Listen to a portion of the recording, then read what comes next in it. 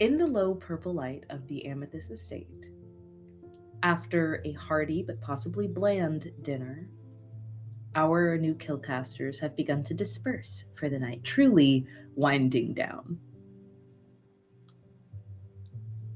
We pan in to see Mal carrying Bev Emory into a small room, delicately setting her down and taking gracious steps back as Bev looks around in mild disgust. She doesn't say anything, but you can tell by her appraising gaze that she is making judgments, she is making corrections in her mind. And Mal looks to you, Callie, with a sense of not panic, but intense intimidation. You can tell that the Emory effect does not escape even most in the most diligent of Hexhounds. If I'm being honest, I think that Mal's expression gives Callie a sense of like calm and pride. Yeah. To be like, yeah, it is like that. But also like that the suffocating aura that she is used to from her mother is not like something she's like made up in her head. Um Absolutely. and I think with that, Callie's like, thank you, Mal. You may go. It's fine. She'll be fine. Thank you for your dismissing of me. I hope you are having the good night that you are looking for. And she bolts. It is a very quick stride. She has to kind of hunch down, almost like a a crawl. She doesn't have to get down to her hands, but she certainly has to hunch over quite a bit to get under and out of this small door to head to a larger portion of the estate. And you are left alone with your mother for a minute.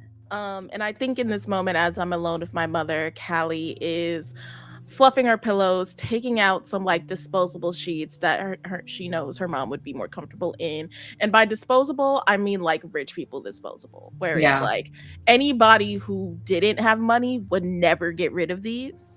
Oh But yeah, these are just it's like like, Egyptian cotton. The thread yeah, count is insane. However, if you can buy it in a mainstream store, this is nothing an Emory would sleep on. And exactly. so you are trying to make this as comfortable as possible while in the ruins of royalty. So in its peak, in its heyday, this would be a perfect place for your mother to be as it stands, with the mold stains on the wall, the peeling wallpaper, the cracked windows, and the slightly bending bed frame.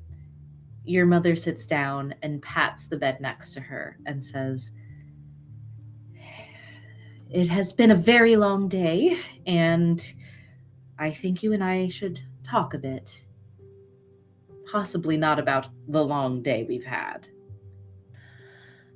Yes, talking about a day that's not today would be preferable. And I think Callie sits down and I think she feels like awkward. She doesn't know where to put her hands, so she just rests them in her lap. Your mom automatically, as if unconsciously, like absent-mindedly, goes to start helping with your hair.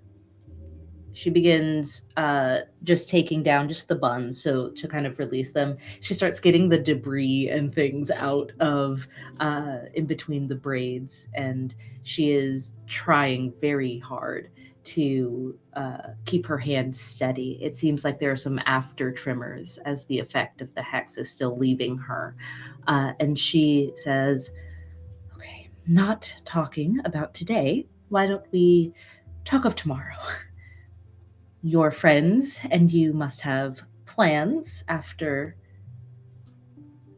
today. So, what are your plans for tomorrow?" um, um, I'm not sure. Going back to this, where we're staying, probably meeting up with, Hal, and like I think as I'm saying names, I'm like, you haven't met Hal, I don't think. Hal is a friend, Good. and um I think Callie pauses and then immediately in a way that's like that a mom could tell that's like Yeah. suspicious. Yeah. So yeah, he's a friend, and then I'm going to we're gonna help out this woman who I forgot to ask her name, but I need to ask her name, and she rents out the house the place that we stay in. She Oh. owns a little store underneath. She's a friend of gods, I keep forgetting that woman's name. Something about burning grass, burning wood, burning Burnwood? walls. Yes, That's yes, very yes. funny, Callie, but this is no time for jokes. Uh, um, Mom, things have been a little rough. Um, and I know that I maybe should know who this is, but I don't. So, um, Maybe? I'm working on it. I'm working on it. I'm trying to. No, I'm not criticizing this. It's just strange. She's one of your favorite people, darling. And I've heard people say that. I've heard people say that, and people have said that she is important, and I feel like she's important. But there's just we don't. It's fine. We don't have to talk about it. I don't even know how to talk about it. I see. So, Howl is your friend, and Anemone is your friend? Okay, first of all, don't say it like that because you're saying Okay. it weird. You're saying it in a I'm weird way. sorry. Understand. I'm trying to use the words that you have used. Mom, it's like complicated, but yes, they are. An enemy is my friend who is maybe not my friend, and Hal is my friend who I would also like to not be my friend, maybe. I see. I see. Oh. Don't look at me like that. I see the way you're looking at me. Darling, I think we should handle your issues of projection some other time. But I don't think anything in particular, other than his name is Howl. Okay, give him some slack. It's a name that I think. No, actually, it's not a name that he chose for himself. It's a name that Colin coffers that. And I think I'll go to curse in front of my mom and I correct myself. That unpleasant individual provided to you. I see. Well, I see no issue. You're an Emory, and Emory gets what they want. If you want them both, then you should have them both. And I think I do think Callie smiles at that. And it's like, yes, you get it. And your mother gives you a look like, what? Like it's hard? And for a moment, there's a break in the tension between you two as you feel her braiding your hair back again, but into a more protective style for sleeping, as if you were young again. It has all just happened a little more naturally than you thought. There's awkwardness baked in, there's still distance, but there's something growing there. And as we pull out from this soft scene, hearing mother and daughter laugh together, is there something else you wanted to do? I kind of do, but I'm really worried. I'm like, I think Callie would do this, but me Brie is worried. I think while this is happening, this is a very sweet moment. Mm-hmm. And there is a part of Callie that doesn't want to ruin it. Mm-hmm. But I think as Callie's mom finishes up her hair and she removes her hands, I think Callie holds her hand, her mom's hand, and goes, Mom, I know I've asked you for help for a lot of things. And there's a lot of things that I need help with, and then a lot of things that I'll need help with in the future. I'll probably never not need help. But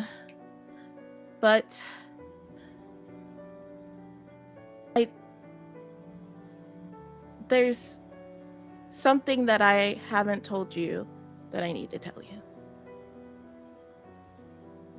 That you have my attention. And I think Callie will tell her mother about her Zinnia initiation. I see. We don't have to because right now. Yeah, we're gonna close out on this and fade to black as you begin to tell her something you probably haven't told anyone. Do you think No. Kelly has told Burnwood even? No. Yeah, I don't think you've ever told anyone. Okay. That's what I thought. I figured I'd ask. As we, the audience, see the changes on Bev Emory's face. The expressions of concern, rapt attention, undivided attention, concentration, anger, disappointment, but not in Callie. You see a lot of different horror, fear. You see maternal protection come over the face of Bev Emory, but we hear nothing. We see Callie from behind, hair freshly braided in a protective style she hasn't worn since she was a child, confiding in her mother, hands clasped. All we can see are the expressions of her mother. And that is where we'll fade to black as 2 rooms over, with higher ceilings and far less furniture. Anemone, please give me a dodge check, if you would. 3d6 plus your fight.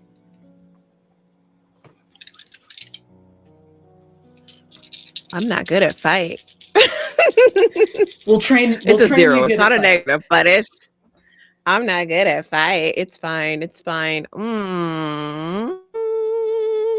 I got 2 2s and a 4. Do I want to gamble?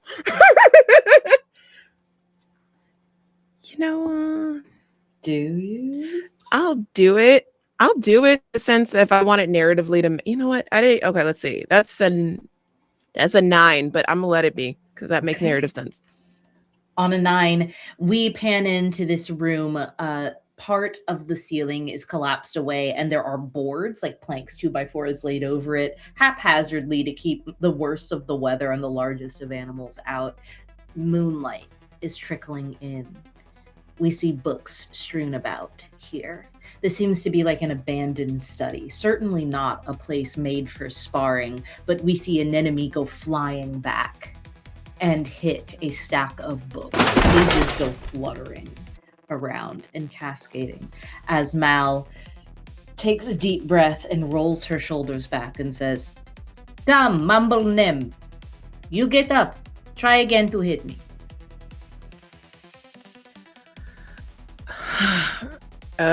Nim slowly rises up because that hurt like a bitch. And kind of brushes themselves off as they go again to hit. Please give me a fight check. Okay. They went everywhere. But that's okay, because that's triples. We love it. We love triples. That will absolutely hit. How are you hitting Mal? I think because still frustrated. And I would say that it's going to trying to go for like a side, because I think at this point they've been trying to really hit the front, so it's kind of like a left hook to the side instead. Yeah, absolutely. It's a little sneaky. There's a feint moment in there as if you're going to go for the face again, and that gets Mal's arm to come up to block, exposing her ribs. You give a really good hook, and you clock it right in this very sensitive spot. You feel seam sutures there. So this is part of the place where Mal has been put together. You didn't mean to hit her there, but that's where you hit. With triples, it is going to do some damage. Would you please roll a d6? Yeah. Whoops. I mean, frustrated. It's fine. That is a 2. Okay, it's a 2, and I believe you are second tier, so that's going to be a 2 plus 2, so that's 4 for your damage. You hit her really hard for a punch, and she smiles. She cracks a genuine smile and says, "Better, yes, better. Now, if I come at you, what do you do?" And she will absolutely come at you. So please give me another dodge check in this moment, and we'll see how well you can read what she is sending before she sends it. Okay, that is 3, 4, 5, so that's 9. That's a 12. Okay, a mixed success is pretty good. You are going to take a little bit of damage, but it's not dealt by her, so it'll be kind of environmental. You jump back just in time as she moves her arm out, massive, long, muscular arm, swings out as if to clip you at the jaw, and you move back quickly enough but stumble over a stack of old and water-damaged books. You trip, roll 1d6 and take that damage. Okay, that is a 5. Okay, you are going to take half of that, and you'll take the lower end. So you take 2. Mal is going to take 3 on that mixed success because she swipes with that arm, and she is going to knock into a stone pillar holding up the room. It certainly doesn't come down, it just grazes it, but you see that it is chipped at the force in which she swung. You were doing well to dodge that swing. Another wild, feral smile of joy and adrenaline is on her face as she leaps forward as if to tackle you. What do you do? I would say try to dodge, and then depending on this roll, I'll work it narratively. Absolutely. Give me a dodge, another dodge check. Okay, that is 4, 3, 6, so that is a 13. Okay, that is another mixed success. You are going to, I'll give you the option because you're going to take some damage with this dodge. So would you like it to, again, be from the environment around you as you successfully get out of the realm of this grapple? Or would you like to take the damage from the grapple itself, but be able, to get out of it? I'll do the damage from the grapple. Okay. This grapple is not taking you down to the ground. It is actually, you feel the back of your shoulders and your head hit the wall as you are suddenly caged against it due to Mal completely pinning you in. You are going to be able to get out of this quickly, but the jolt of the wall against the back of your head is going to deal some more damage. So go ahead and roll me another d6. We're going to be splitting this as well. Okay. That is a 3. Okay, you're going to take the lower end of the half, so you just take 1. Mal will take the 2. Let me mark that down. Sorry, one sec. Okay, Mal will take the 2 as you are able to move quickly enough that she can't pin you with her hips as well, just her arm. So as you spin out of that hold, you see Mal's face very close to yours, nose to nose. The tip of your nose grazes hers as you spin very deftly. It's like almost like a figure skating evasion that tight twirl out of her hold, and the rest of her weight and momentum goes into that wall. She hits her own nose on the wall behind you, and she's going to take that 2 damage. When she turns to look at you, you see that her nose is bleeding on the bridge. Her grin has not changed, and she is nodding in approval at you and says, "Yes, see, you are very nimble. This is good. However, you are not hurting anyone but yourself. You run away like this, you are going to be impaled by the stick hanging out the wall, or the pit in the floor beneath your feet. How can you hope to live if you do not kill?"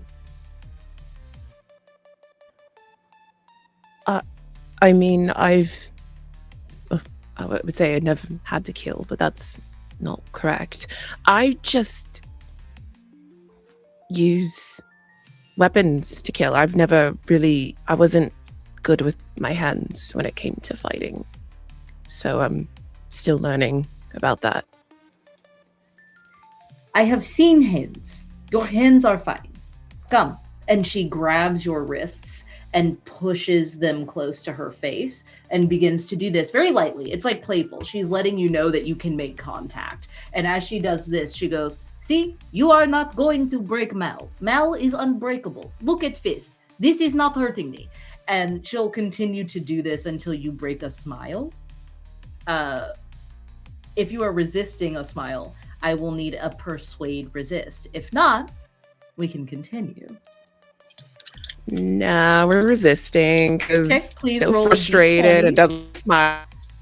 Okay, then I will use the condition dice if you are still frustrated and That don't I want know. to smile. Yep.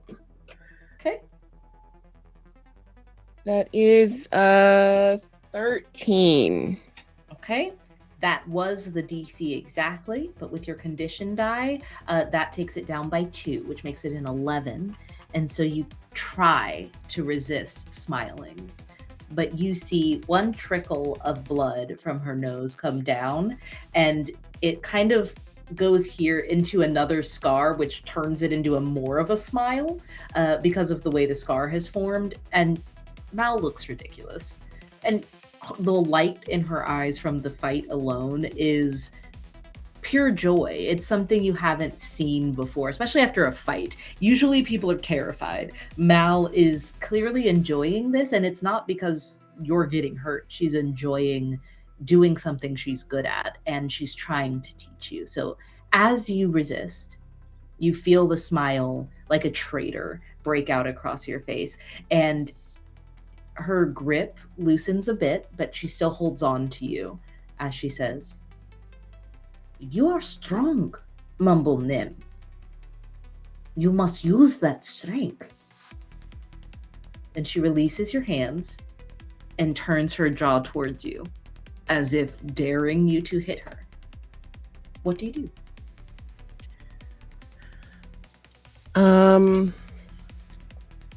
I would say narratively in that moment, what's going on through Nim's head is probably the last time that she's had like a spar like this was with her sister whenever they would play fight. And so therefore it's like a lot of mixed emotions when it comes to doing this. And she wasn't the stronger twin. But I feel like in that moment of confusion yet wanting to be frustrated, it's like this whole voice in the back of their head, like, just go for it, and is gonna rear back and swing. Yes, give me a fight check, please. And I haven't been using your condition dice because I think frustration kind of lends to fighting, especially sparring. So I won't be using your condition dice on this one either. So please just give me a flat out fight. Okay. If you would like to use Ruthless Magics, that won't be a fight check. It'll be a cast check. You can use Ruthless Magics to amplify a fight check if you'd like. We're just going to make it a cast check. We don't have to. That's just an option for you. I would say maybe not in this moment. Totally fine. This is just going to be pure, if I can do this, then I'm proving something to myself. Yes, we love that flavor. We love that. All right. So that is... I'm going to leave because I could roll for triples, but I'm going to leave it because it's still a 16. So Absolutely. You can hold on to that future advantage for having the doubles at least, and you, with a total success, I will let you describe how an enemy makes an impressive blow. You're certainly not going to knock Mal out with one punch, but you're about to truly stand your ground and impress this hexhound in front of you. Yeah. I would say just before this, before they had been sparring, Nem was probably in the room that she's more than likely sharing with Callie at this moment, touching the handkerchief that her twin gave her, just trying to gather some strength, trying to use it to bolster themselves. And in that moment, it's kind of like a thinking about that. And so it's kind of like she feels her twin in that moment, and then it's kind of like that rare back, and then immediate with a little bit of wind connect to the jaw. Absolutely. You hear this wind, this gust accompany you, and it spins Mal around. When she is facing you again, the smile is gone from her face because she is readjusting and massaging her jaw for a moment. And she looks at you with a sense of pride and respect. And she nods and says, "Good. Now let's see what you can do with weapons." And we fade out from there. As we look to a different part of the Amethyst Estate, we check in with Ember. Ember, what are you up to? As everyone is kind of dispersed, it's been kind of low energy, not a lot of sound. You hear some distant clash and crash from Mal's area, and you know that's like sparring, weightlifting, something physical. And then you also hear some distant laughter coming from Callie and Bev's area. Al shut himself off immediately after dinner, claiming to need some rest and meditation. Very like Al these last few days. So, for you, what are you doing? Yeah, with Ember, she was nervous a little bit that like Al went into their own separate room after they like discussed there's gonna be together because he's with the wand, and that's nervous for her. But she's like not gonna push it. So she goes back into her own room, and I think she just needs a well deserved bath right now. For sure. Yeah. The second you go into the bathroom, however, you do see that there is a bell that appears. It seems your intent has been clocked. It seems that the house knows that you want something, and it is offering for you to ring this bell for a butler or servant to come do that for you. You don't have to ring it, but it is hovering about 2 feet in front of you, a little bit to your right. Like she was thrown off with the bell. I was like, she doesn't touch it. she hovers it for a moment, then she's like, no, not right now. But she looks around in the bathroom, but then notice that it doesn't have the materials that she needs right now. So I guess she has to ring the bell. With Ember, I think she will ring it now. The bell, and like asked for some flowers and a couple of cups of milk. So she's gonna make a milk bath for her this evening. Incredible. You see your newest butler come up immediately.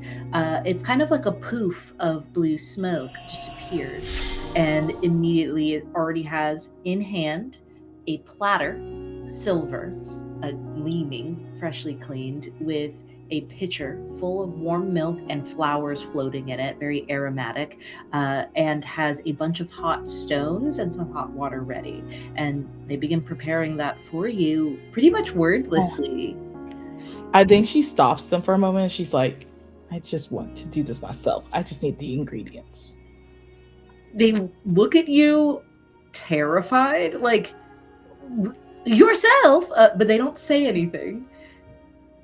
Sets it down, and he looks at you with his old crotchety eye, gives you one of these, and heads out, this time walking to the next space.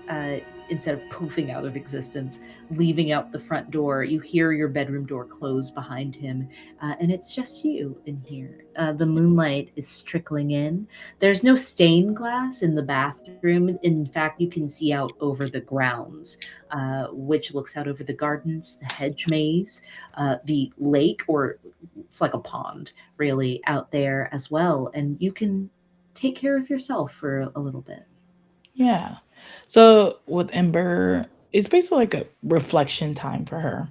She will turn on the bath and let it run for a bit. She'll have a journal with her as she sits on the edge of the tub waiting for the bath to fill up. And with that journal, she wants to try her best to remember the hallways and trying to keep note of what direction she is so she can visit some rooms later on in the future. Sure. Could you give me a comprehend check?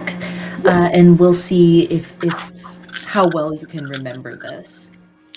I got 2 5s and a 1. Okay. So that would be. Sorry, I lost all my sheets. No, that's okay. 12 in total. Okay, that's a mixed success. You are writing this down. I'm so sorry. I saw my game jump that time. I wish it weren't doing that. You are writing this down as best as you can remember. And you get a few pages in before realizing that the bath is ready. What do you do? Yeah. First, she'll pour the milk in, and then she's pick out specific flowers to calm herself down. She'll pick lavender for peace, marigold for like joy, happiness, and stuff like that. Right now, caramel for like trust and tranquility, and then lastly, she'll pick. I think like she'll pick like mint in there for like calm, clarity, relaxation, and then she'll take her wand and she will dip in the bath with her. She's been feeling not connected to this wand since it was given to her. Like in her family and stuff like that, you have to work hard for your wand and create it and be connected to it. And she thinks like doing this ritual in the bath will help her feel more connected to her wand. As she like slowly like steps in the tub, and then next you know she like leans on her back and then dips in with her wand on her chest, just relaxing and trying to feel connected with her magic and also with Valdivian culture again. Absolutely. Could you please give me an affinity check? Mm-hmm.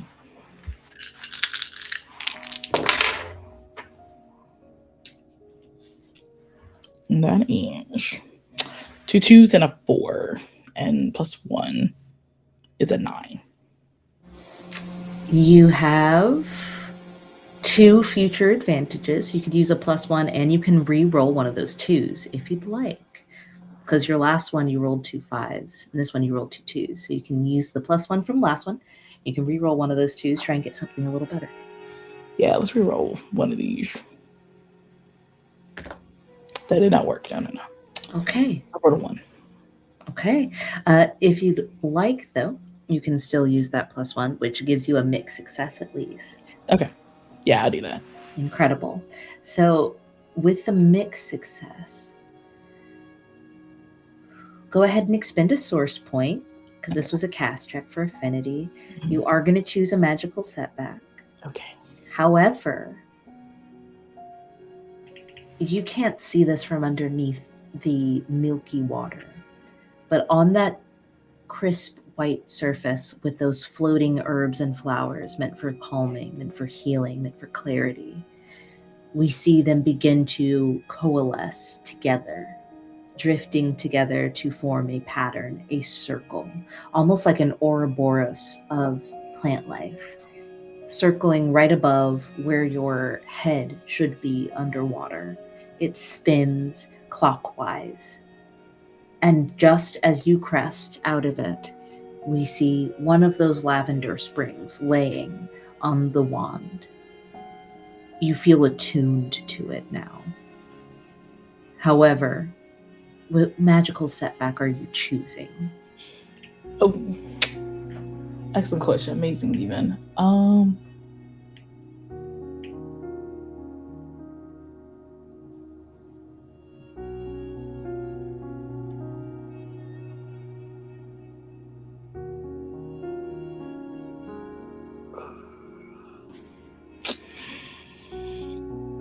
I feel like this one would just make sense. Like, you are dabbling in very powerful magics. When you struggle on any cast checks or fail any cast resist, you lose all source points. You didn't struggle, you got a mixed success. Okay. You don't have to lose them all. Okay. But you can choose another one. Okay. Because it wasn't a struggle. You got a mix. Okay. Sure. That will happen automatically. If you ever struggle, it'll just happen. You'll lose them all. Okay. Unfortunate. You are dabbling in very powerful magics, though. I'll say that. Yeah. A lot of stuff. Ancestral, even. I guess something precious breaks, because the rest of them, I don't want to die, because if I take damage. Absolutely. I got you. Something precious breaks. The window next to you, crystal clear, looking out onto yours. It has been hand laid pane by pane. It's not stained glass. It's something beautiful. It's like hand frosted glass, inlaid in this gorgeous metal work with jewels in the center, as if they would use in stained glass. Looks like emeralds, even though it's just really beautiful green, perfectly cut glass and crystal. It shatters with the force of this magic, this attunement. Glass comes shooting out. What do? You could give me a dodge check. You could attempt a cast of some sort to avoid any damage. What do you do in this moment as glass comes flying towards you in the bath? I think dodge. Give me a dodge check. We got lots of those tonight. Well, I got a good royal flush. 1, 2, 3. Oof. Okay. I'm struggling. That is on the bingo, or it is on the bingo card. Like, 1, 2, 3. Yikes! I love this for me. I'm just trying to relax in path game. How many life points do you have? Well, Meadow, funny question about that. I have 1. Unless we did our nap time activity did this. We did. Then it's 3. How many source points do you have? How many source points? Source points, I have 4. Okay. You're knocked out. I was about to say if Ember dies in this bath, I am crashing out. I was trying to do a nice relaxing. You really were. But as you connect, in this Amethyst Estate, this inherently demonic place, a place of demon history and culture and tradition, you decided to attune to this wand through your Valdivian roots. Exorcists, demon hunters. You've already performed an exorcism in this house. Your home is angry that you refuse to accept your demon half while standing in your demon home. And as that glass shatters and breaks, slicing at you, we see red curling and coiling atop the white of the milk bath. Ember, you are unconscious, and we will fade from here until someone can find you.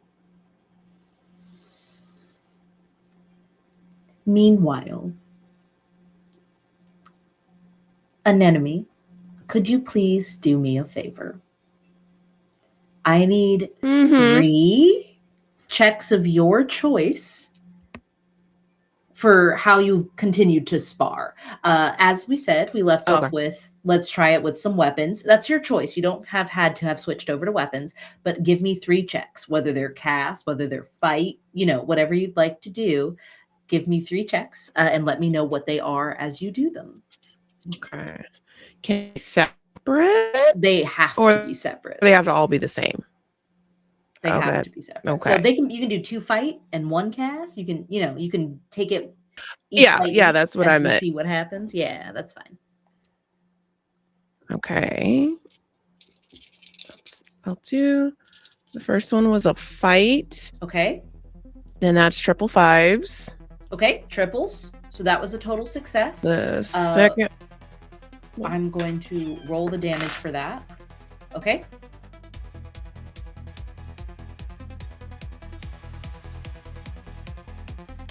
Okay. Ma'am. The second was, I just did fight again, and that is 12. Perfect. That's a mixed success. So do you go again, and then we'll kind of sum up how this scene went. Okay. And then the last one I'm doing fight because cast is a native one I'm not doing. That is a 14. Okay. On a 14, that's a total success. And so you did 3 fight checks. Did you use a weapon? Because you see how this went. This went total success with the triples, mixed success, and then total success again. So you tell me how this went with you and Mal sparring with weapons. Yeah, I would say that the first one, it being a sword, a traditional weapon. And then I would say in the second one with the mixed success, weapon disarm in a way so that it works, but then the weapon's gone. And then the third one is we're going traditional. It's called a knitting needle randomly. And then, yeah. We'll say then you end up kind of agilely.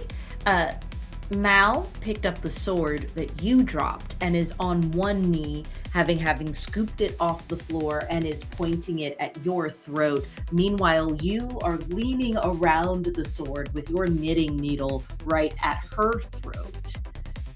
You are both out of breath. Mal is smiling.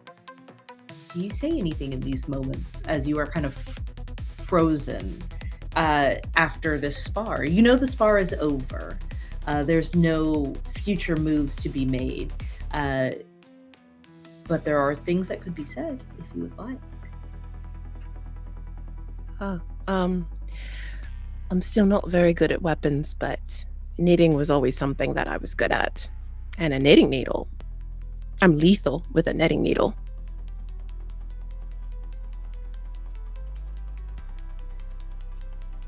Mal looks up at you and says, I do like having craftiness on my side. It is important to be resourceful, especially when one's life is on the line. Yeah, a smile, not even trying to hide, comes on the lips. I make do with what I can, because I know what I'm good at and what I'm not.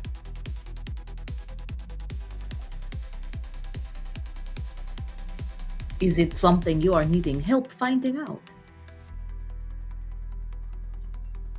I mean, I kind of asked you to do this so that I could figure it out.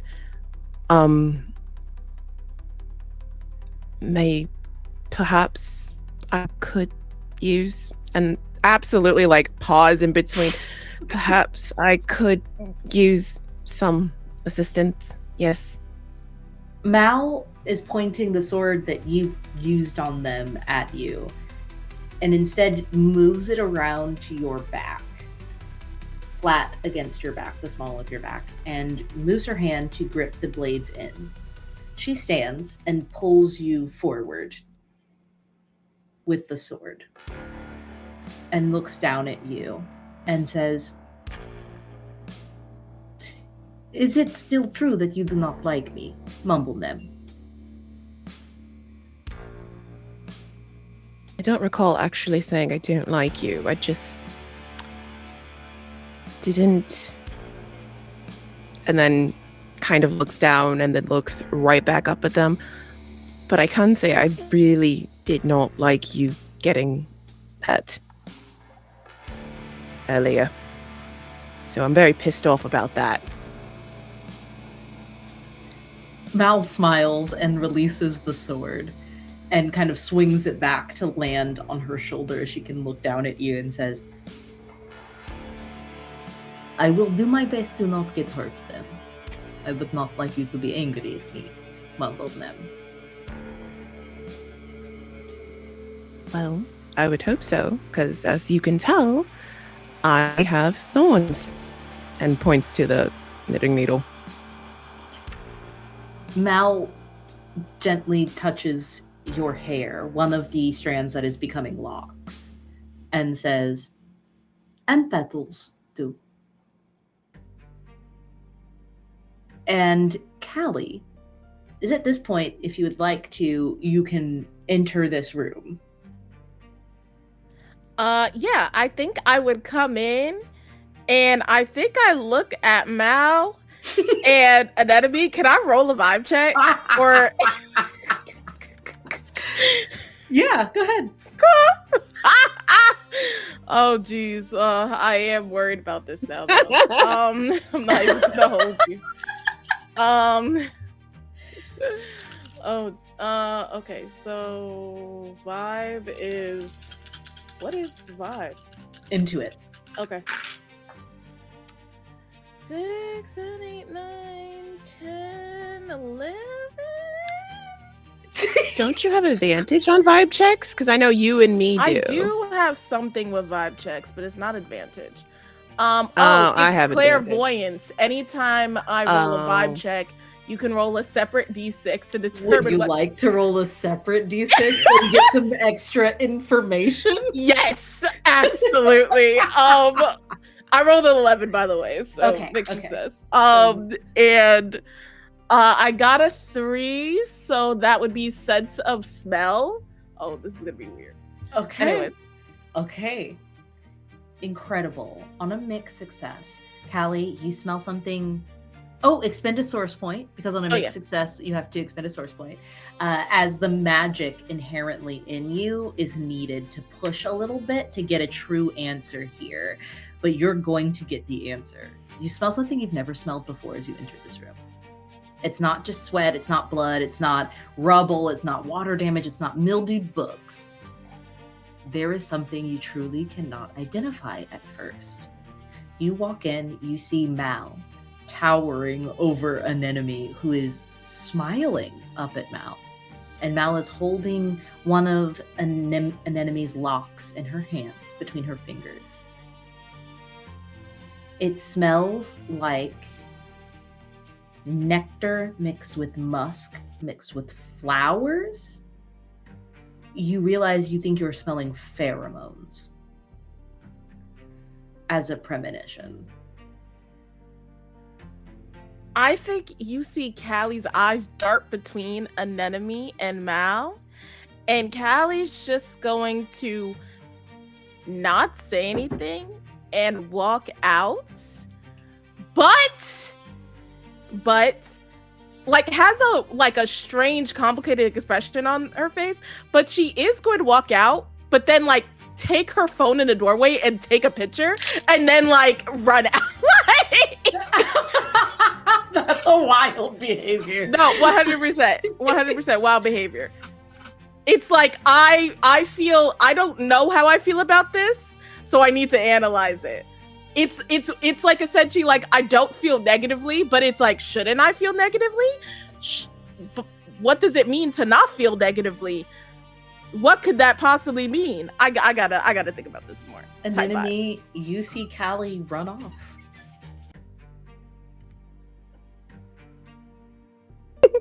Okay, I'm totally normal about this. This is fine. I would say that the smile fades quickly as she looks to Mal and says, I've got to cut this short real quick. I've got to go. Understood. Is it for me to be coming with you? No, it's perfectly fine. You can stay here. We will do this again some other time, and I will be back eventually. And just immediately darts off because the mumbling is back. You start to mumble, and you say you'll be back eventually. Mal catches your wrist, and you hear Mal say, "Soon." But it is not a harsh hold. It's a hold you quickly slip out of. You're able to respond if you'd like, but Mal's not holding you in place. It was more of like a one last thing so you can hear me before you go. Soon, and then goes off. Okay. You head off to chase down Callie. You would probably catch each other around the space, like just some hallway. There are plenty of rooms here. If you want to describe one that is particularly apt for the situation, feel free. But otherwise, I'm setting y'all in one of the many winding hallways of the Amethyst Estate. As an enemy, you do manage to catch up to Callie. I think when you see Callie is like, she is like hidden but not well, and she's like sitting down and she's like looking at the picture and like zooming in, and she has like, I imagine she has a phone with like a stylus because she's like bougie, and she's like drawing circles and writing notes and being like, and like mumbling to herself like, yes, don't. It's like trying to figure out how somebody queers or something else. It's like trying to figure out how like somebody who was like extremely capable in everything but anything related to like romance is like processing this information, and all I can tell you is that it's weird. Like she's doing it weirdly, like a weird person.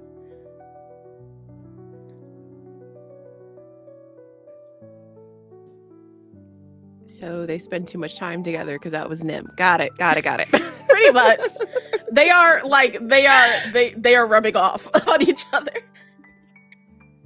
Pretty much. Yeah, Nim approaches and then like quietly, in the sense that they're gonna recognize this panic scribbling, trying to figure things out, and then slowly approaches and, Callie, are you good? Me? I'm fine and regular, and I'm just taking, you were doing stuff. I'm good. I'm like, chill. You could go back to doing stuff. Callie, it's me. Are you good?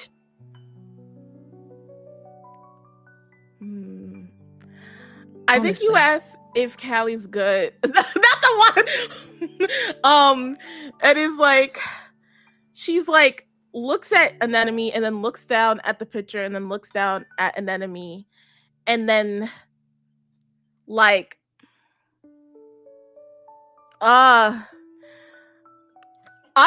Brie, I'm going to do this. I want to acknowledge above board that this is embarrassing, but I think Callie is gonna take the phone and just kind of like put it in Anemone's face, and is basically like, those eyes and your eyes together are like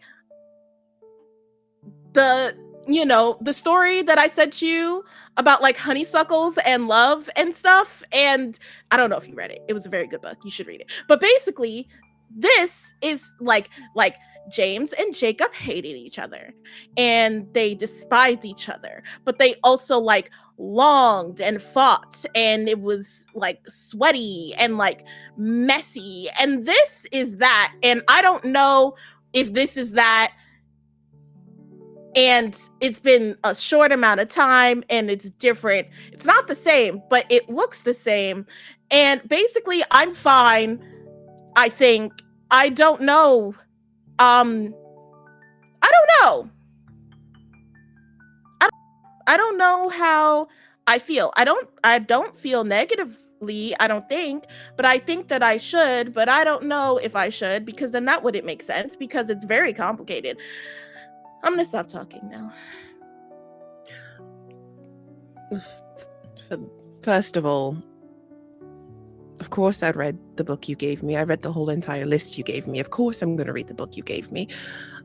Second of all, and then like kind of like looks at the It's right in front of your face. It's right in front, and like kind of looks, because it was like looking to you and then look at the phone, and then like eyes adjust, and then kind of like tilts the head, and this is that what I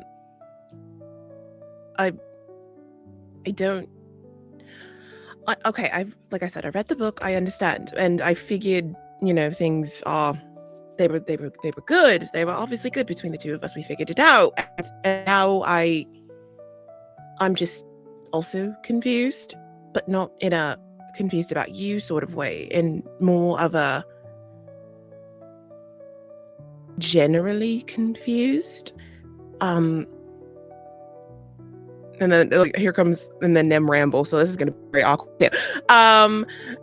It's after saying I like you, the prospect of liking people didn't put a bad taste in my mouth, if that makes any sense. And I don't know, we were sparring and it was great, and I felt confident, and I haven't felt that in such a long time, where it was just me being me and not me being the overthinking me, if that makes any sense. And if this is what you say is in the book, but you also don't know how you feel about this, I honestly, I feel like I have to do more research. I'm trying to understand your feelings, Callie, I promise. And you're not rambling any more than I am, but I don't know either. But I want to assure you, but I don't have anything to offer you. And I'm going to stop talking. I think Callie takes a deep breath and puts her phone down and goes, "May I be transparent?" Yeah, of course. You can, with me, of course. I have complete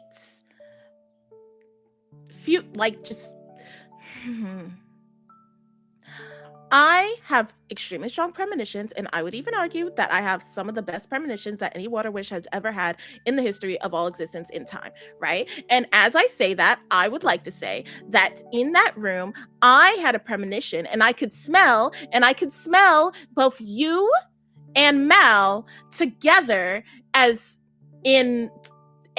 my premonitions are never wrong. So by that logic, you and Mal are going to be together. That is your future. That is your future together.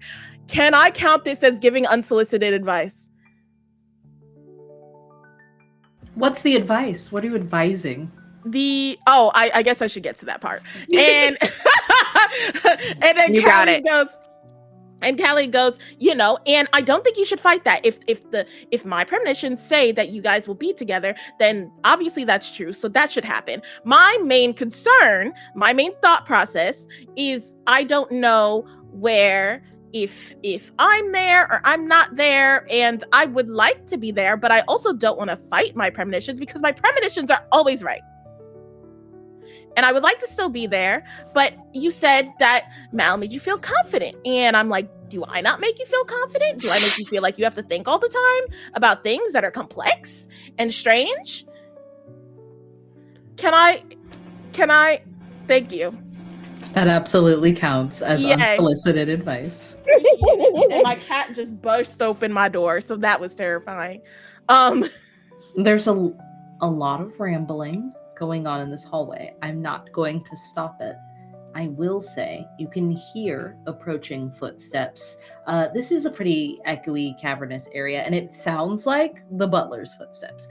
So that's just a heads up. You can duck into a room if you want to keep this conversation going. You can address whatever is happening with the butler, but it seems like they can hear the voices and are coming to talk to you. Yeah, I would say that immediately Nim looks for a room to duck into, but doesn't pull Callie, just kind of offers the hand and just says, can I also be honest with you as well?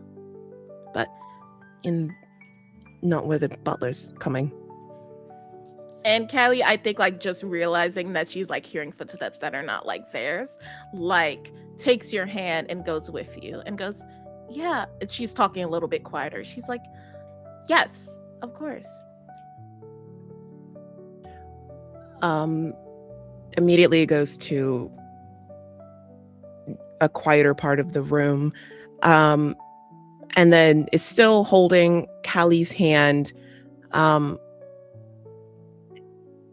probably like even in this confused moment, probably rubbing the thumb along Callie's hand because that also gives support. And then just kind of like looks down and then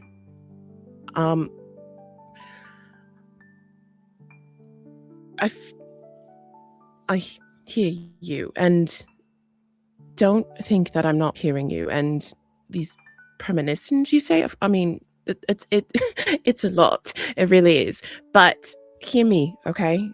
Hear me when I'm speaking because it's the honest truth.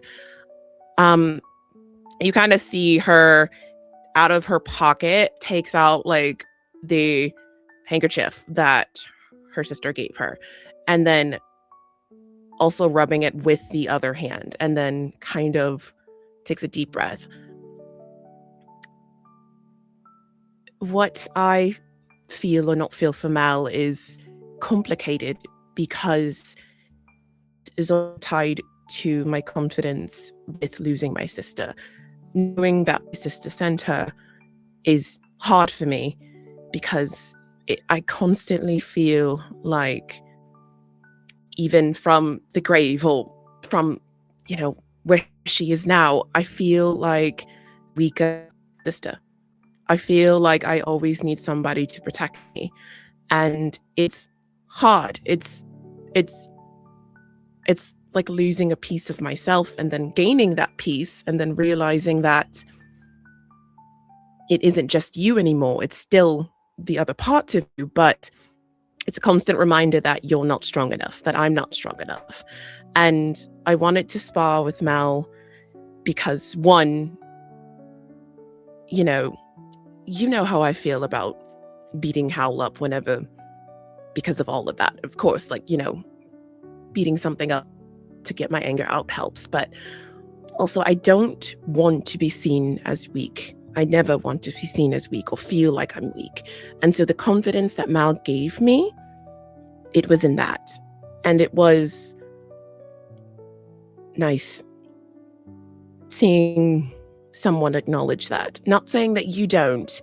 It's just a different sort of assurance. Because you give me every assurance, as you have for all of these years. It's always been you. It always will be you. I'm still figuring myself out with opening my heart with this downtime that we do have, foregoing all of this. But it's opening me up to new thoughts. And maybe, perhaps, it is the same thoughts that you also feel for Hal. I'm not 1,000% sure, but I don't know what to do with myself. But focusing on training has been helping. But it has also maybe given me a soul to swap for Mal. Can I take that as telling the truth? What do you mean, take that as telling the truth? Wait, no, Not I us don't. all trying to get our source points back. Okay, well, tell someone you shouldn't and regain all your side. Well, okay, never mind. I should have. Never mind. Yeah, you I should won't take have. that. I don't get myself Not you should That's have. true. I'm I dead. should have. No, okay, you know what I mean narratively. No, you're right. You're right. You're right. Absolutely. You're right. Okay. So yeah, that's it. I think like a look of understanding appears across Callie's face as you explain it in that nature. And I think like she like visibly calms and says, okay, I get it. And I'm sorry for maybe possibly, potentially, maybe overreacting a little bit.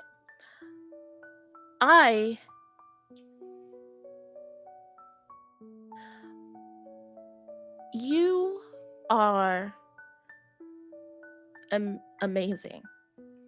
And I wish that you could see you how I see you. You say you're scared of being perceived as not strong, as weak. The reality is people will perceive you as weak all the time. People still perceive me as weak. And I have done many things that I would argue would not be seen as weakness, in the same vein that I exhibit weakness all the time. I cry all the time. And I know that's not the point. I know the point is that you need to see yourself as strong. So I want you to focus on that. And if sparring with Mal and exploring those feelings helps you feel that way, I want you to continue exploring it. And I think that that's okay. And I'm okay with it if you're okay. And I think I'm also okay if maybe our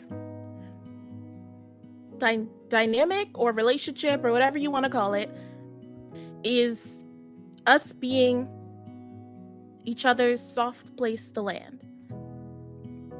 So you can talk to me about anything. And even if it's about Mal or someone else who might come across the way somewhere down the line, that's okay. Because you're my everything. You're my best friend, but you're also a lot more than that. And I think that's something I want us to keep, even as we change. If that's what you want too.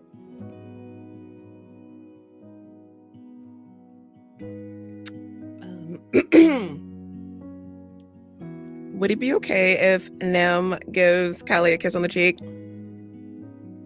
Yes, it would. Hell yeah. Okay. So Nem goes to kiss Callie's cheek. And I feel like they probably have done that all their friendship, but there's something different about this one. And it lingers just a little bit longer than they normally have. And then gives her hand a tighter squeeze as they say, "You are my safe place, Callie. You really are. And if we have to constantly make lists about everything just to feel assurance in this relationship, I'm going to call it as it is. Or I hope what it is. We can absolutely braid each other's hair and do lists. Because, like I said, you are my place.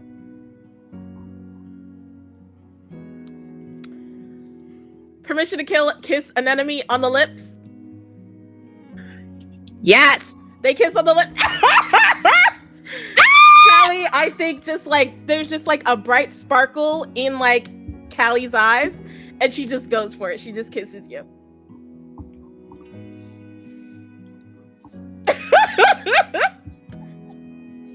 Okay, I had to mute myself because I was screaming. Incredible. I'm so happy and very normal about this. A kiss in a dark amethyst hallway under the moonlight as footsteps, nosy and small, fade in a different direction. We see a panicked butler opening doors, kicking them down, looking for Princess Ember's friends. Someone has to help, as he has found Ember in the bath, completely passed out and bleeding. We don't see who he finds first. But in that bathroom, sitting on the ledge of the tub, kicking her leg, which is clad in a steel toe boot, we see a familiar glitching presence looking down at Ember, texting as she does. Okay, well, that's really annoying that you did that because I literally just showed up to talk to you. And as she leans forward to press a sticker to your temple, we see Ember begin to glitch. And that is where we will end this episode of Heist, Wandless and Wired. I cannot wait to come back and show you just what we've been up to. We're going to have some super secret sauce going on, so I wish I could say more, but I absolutely cannot. Thank you as always to our sponsors. Thank you as always to our cast. And thank you to you. Without you guys watching, we would not be able to be making this happen, and no one would care. So thank you for caring. Thank you for being here. We'll be back next week, hotter, weirder, and more awesome than ever before. No one went wandless today.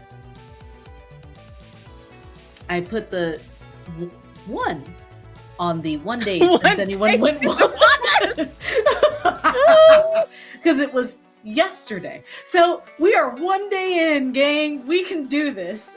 We will see you so very soon next time. And the next time you see us, we will have Al back with us. And I can't wait to see what that brings. Thank you so much. We can't wait to get back to you. See you next time.